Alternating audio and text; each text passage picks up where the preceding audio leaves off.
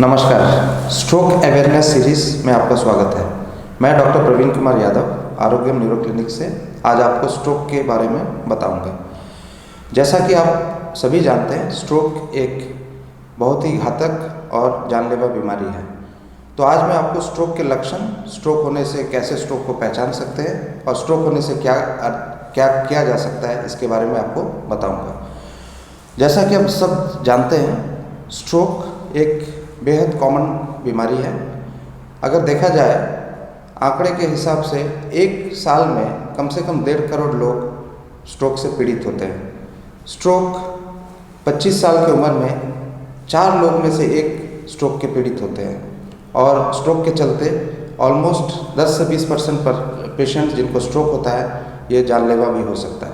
तो आप कैसे स्ट्रोक को पहचान सकते हैं? स्ट्रोक के जो कॉमन लक्षण हैं, इसको याद रख सकते हैं। ये कोड से, इस कोड को हम बोलते हैं बी फास्ट, BEFAST। अब इसका मैं उल्लेखन करता हूँ। बी से यानी बैलेंस एब्नॉर्मैलिटी। बैलेंस एब्नॉर्मैलिटी यानी किसी को भी अचानक से अगर चलने में कोई दिक्कत हो, चलते वक्त कोई इम्बैलेंस या एक साइड में अगर बॉडी स्वे हो, तो इसको हम बोलेंगे बैलेंस एब्नॉर्मैलिटी। अगर ये अचानक हो तो ये स्ट्रोक का एक काफ़ी इंपॉर्टेंट लक्षण हो सकता है। ई से आई साइंस। आई साइंस माने आँखों में प्रॉब्लम। आँखों में क्या प्रॉब्लम हो सकता है? एक, अचानक से अगर आँखों की रोशनी या ज्योति चली जाए तो ये स्ट्रोक का लक्षण हो सकता है। दूसरा, अगर आप सडनली एक चीज़ को डबल करके देखें, जिसको हम साइंटिफिकली डिप्लोपिया बोलते हैं, तो ये भी स्ट्रोक का एक इम्पॉर्टेंट लक्षण हो सकता है। थर्ड इम्पॉर्टेंट सिम्टम जो है वो आप याद रख सकते हैं एफ से। एफ यानी फेशियल एब्नॉर्मैलिटी। फेशियल एब्नॉर्मैलिटी यानी अगर मुंह सडनली, आपका मुंह अगर टेढ़ा हो जाए या मुंह में अगर देखें कि दोनों साइड में कोई अंतर आ रहा हो, अगर ये अचानक हो तो ये स्ट्रोक का लक्षण हो सकता है। उसके बाद जो इम्पॉर्टेंट सिम्टम है याद रख सकते हैं ए से। ए यानी आर्म वीकनेस। तो आर्म वीकनेस में अगर अचानक से अगर हाथ में कोई कमजोरी आए, पकड़ने में दिक्कत हो, अगर अचानक से हाथ नहीं उठ रहा हो, पैरों में कोई कमजोरी हो जाए, चप्पल पैर से स्लिप कर जाए या चलने में दिक्कत हो, तो ये भी स्ट्रोक का लक्षण हो सकता है। लास्ट इम्पॉर्टेंट लक्षण है एस से यानी स्लरिंग ऑफ स्पीच।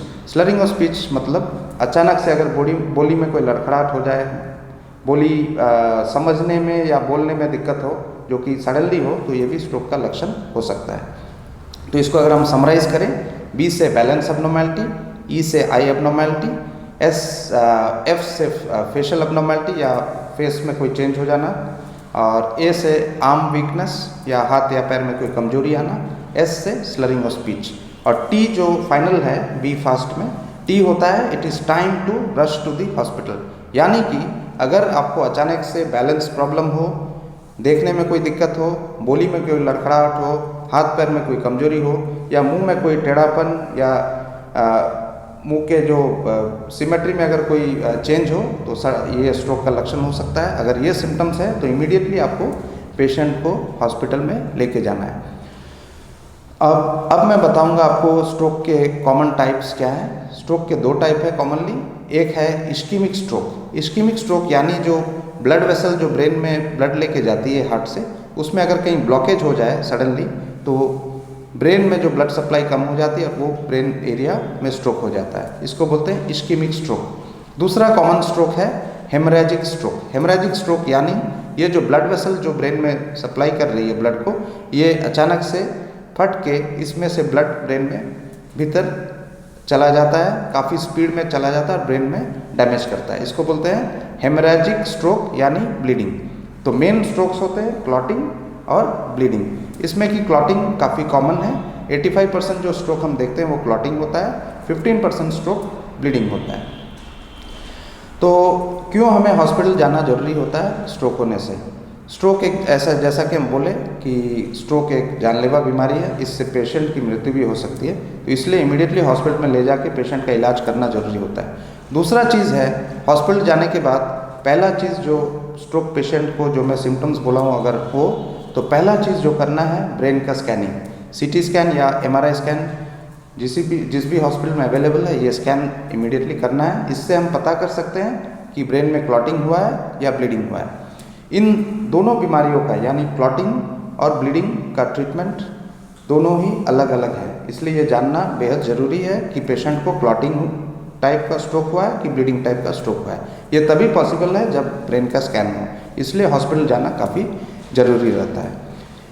अगर आप हॉस्पिटल में 4.5 घंटे के पहले चले जाएं स्ट्रोक के सिम्टम्स शुरू होने के बाद, तो अगर स्कैन में क्लॉटिंग निकलता है तो इसकी आधुनिक दवाइयाँ हैं जिसको हम बोलते हैं थ्रोम्बोलिसिस या आपकी क्लॉट बस्टिंग मेडिकेशंस। तो ये सब दवाई देने से इमीडिएटली स्ट्रोक का फुल्ली रिकवरी भी हो सकता है। तो आज मैं अपना अवेयरनेस वीडियो यहाँ एंड कर रहा हूँ और मेरी आपसे यही निवेदन है कि मैंने जो भी सिम्टम आपको बताया ये बी फास्ट को याद रखें। कभी भी अगर आपके आसपास किसी को भी ये सिम्टम अचानक से अगर हो तो इमीडिएटली सबसे करीबी हॉस्पिटल में जाएं और पेशेंट का जल्द से जल्द इलाज कराएं। नमस्कार।